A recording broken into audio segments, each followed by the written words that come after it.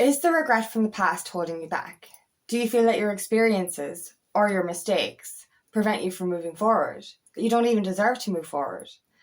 That's the thing, our past does not have to define us, but we can learn from it. Use it as something that is a lesson rather than a prison. My name is Angela Cleary. I'm a feminine empowerment coach. I specialise in healing after narcissistic abuse, and I also offer twin flame and spiritual guidance. This is the thing, that heaviness from the past, if we stay stuck there, if we stay in regret, we're not going to move forward to the life that's truly meant for us. We feel like our past defines us, but it doesn't. It grows us. And that's the beauty of it. Like, you know, we often stay stuck in the past. This can lead to depression. Depression is the past, anxiety is the future, when we worry about the future. So, like, you know, we're stuck in this depression, we're stuck in this fear, we're stuck in this pain of unworthiness. We think that what we've done, the decisions we've made, make us a bad person or make us undeserving of moving forward. But the thing is, we made our decisions based on the level of knowledge that we had. You know what I mean? And we needed to make those decisions to gain the knowledge, to overcome the mistake so as not to repeat it. And that's the beauty of it. Like, we keep lying in the mistake or staying in the mistake, staying stuck there, thinking that you don't deserve redemption or you don't deserve to move forward. But a mistake is only a mistake if you don't correct it. You know, a mistake is a lesson. And as a must-take, I've said this before, we must take these mistakes in order to evolve and grow. But sometimes it can come back to even deeper than that. Sometimes our childhood trauma and past relationship trauma can make us feel unworthy or undeserving. We kind of punish ourselves for the experiences that happened to us, which isn't right either. And we have to see that our past actually created who we are. Would you be the person today if you didn't experience what you experienced? Would you be the person today if you didn't make those mistakes? This is the thing, like, you know, there's this question that we've been asked before. If you had the choice of €100,000 or to go back and tell your 20-year-old self what to do. And a lot of people say they'd go back. And I'm just like, it doesn't make sense to me to go back. If I went back to my 20-year-old self and say, don't get into that narcissistic relationship, don't experience all the trauma. Like, I obviously had previous trauma to that. But, like, you know, if I had told her, like, you know, don't make the mistakes that I did make, would I be sitting here right now? Would I have evolved into the person I am now without those experiences? You know, and I know you're going back and telling them, like, how could I go back to my 20-year-old self and say, you can become a life coach and you can help people that have suffered from narcissistic abuse, but you don't have to experience it. I'll just tell you what happened. I'm sorry, but that's inauthentic. You know what I mean? I'm sorry, but it is. For me, that it is. Like, you know, I can't imagine my life without what happened to me. And I know that sounds so weird. Because, like, you know, I not only went through narcissistic abuse, I went through other traumas as well. And there was a part of my life where I was so depleted and I was so in that darkness that I wished for nothing more than to go back and change it. Like, I remember that feeling of deep regret and pain, and thinking, why did I have to experience all that? Why do I feel this way now? Can I not go back and erase it? And then when I healed, I look back and I think, I had to. All of it made me who I am. You know, would I be so pure right now if I hadn't have gone through what I've gone through? You know, and I always try to be a good person, but I think we need to break completely in order to open completely, really, to become our true selves. And, like, I just can't imagine my life without the trauma. And I know that sounds weird, and it probably sounds like it's just a weird thing to say, but I'm proud of myself for getting through it. Would I have the strength, the courage, the resilience, that survivor warrior mentality if I didn't have the stuff that I survived? It doesn't make sense. And, you know, as I said, if I go back to my 20-year-old self and say, here, you know, here's my backbone. I went through it. You don't have to. Just have my backbone. It's fake, like, you know, it's fake. It's like I don't know. It's like cheating in a test or something. You know what I mean? It's like literally, it's just, it's inauthentic, and I don't like that. You know what I mean? Like, and it's just, I just think that I'm a better person and I'm a better coach for the experiences I went through. You know, I find it better to get advice from somebody who understands the situation, who's been through the situation, who says, I've been there and I've gotten through it, so can you. You know, and we spend so much of our lives in regret for everything we've been through and everything we've done. And then it comes back to, we'll go back to the decisions we did make. And this comes back to that inner anger and inner resentment. We punish ourselves for making the decision to go into that relationship in the first place. We punish ourselves for making a choice that caused the trauma. And like, this is this inner blame that we carry as well. It's like, if I'd have done something differently, would things have been better? Would I have not experienced that? And we have to, I say this again, we do things based on our level of knowledge, but we also do things based on our level of wounding. You know, for example, you know, my teenage years, we all go through this. There's so much shame around our teens because we're literally going into adulthood and we have no fucking idea what's going on. It's crazy. Like, we have no idea what's going on. And if you don't have the right role models, it's really hard. So I was a girl, you know, stepping into mother or womanhood without a mother. You know what I mean? In a house with two men. I no wonder I was a rebellious teenager. But I used to look back before I healed and before I did inner teen work. I literally look back and I was so shameful for my teenage years. I was so angry with myself for my teenage years, and I felt that it defined me. And I was like, you know, I was like, give me the ick. And you know, if anyone knows what beer fear is, the psychological hangover. I don't drink anymore, but when I did drink, every time I get beer fear, I'd feel shame for when I was a teenager.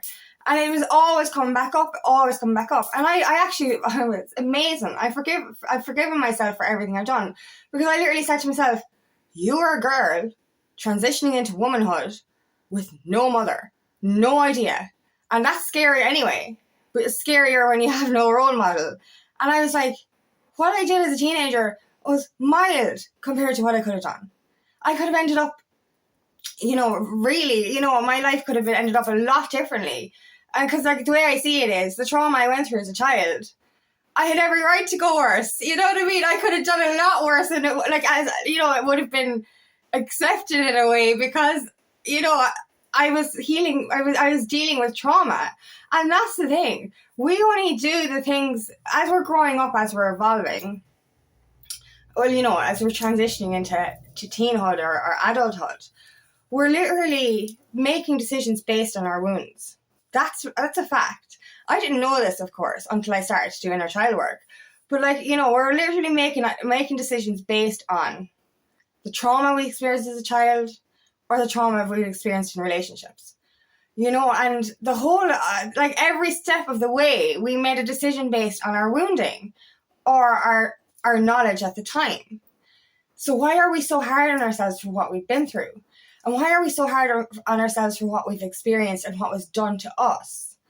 Like, you know, we're no longer blaming the people for hurting us, but we're still blaming ourselves. And this prevents us from stepping into our new reality. We're holding this energy and this identity from our past, thinking that, you know, that's who we are. That's who we, you know, we cannot be anything different.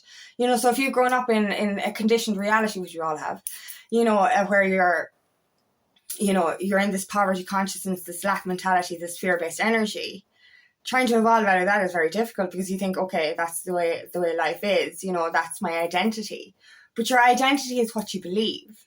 And if you still believe that you're your past, you're not going to be able to evolve into the identity that's truly meant for you. So this is about shedding those old layers and shedding that past persona, that past identity. You are not that person. And, you know, I've said this already in videos, like, you know, we adopt a persona. We do things based on our environment, on our reality in that time, based on what our parents do, based on what our friends do, based on what society does. So we adopt this falsehood in order to fit into a world we don't even belong to.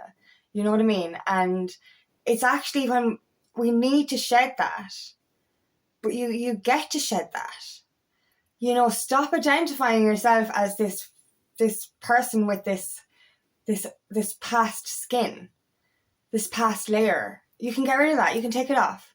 You can take it off and be who you're supposed to be, who you want to be. Who do you see yourself as? And don't see yourself through the eyes of your past. See yourself through the eyes of your future.